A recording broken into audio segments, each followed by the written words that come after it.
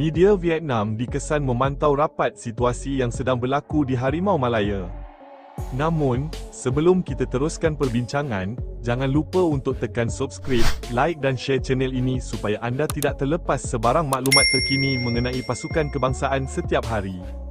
Persatuan Bola Sepak Malaysia, FAM, dalam satu kenyataan mengumumkan bahawa Mahkamah Timbang Tara Sukan, CAS, telah menangguhkan penggantungan terhadap 7 pemain warisan Harimau Malaya. Keputusan ini menyaksikan para pemain yang terlibat boleh kembali beraksi dan terlibat dalam semua pertandingan bola sepak secara langsung.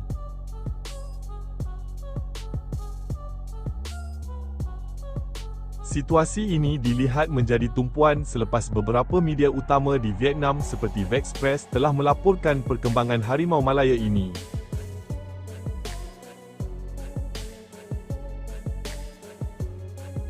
Tujuh pemain warisan Malaysia yang digantung oleh FIFA telah dibenarkan beraksi oleh CAS, ujar keratan media Vexpress.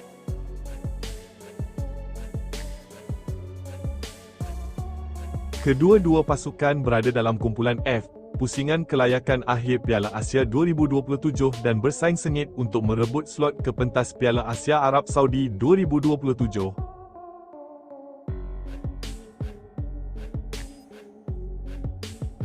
Pada pertemuan 10 Jun 2025, Harimau Malaya kendalian Peter Klamovski melakar kemenangan besar 4-0 ke atas Vietnam di Stadium Nasional, Bukit Jalil.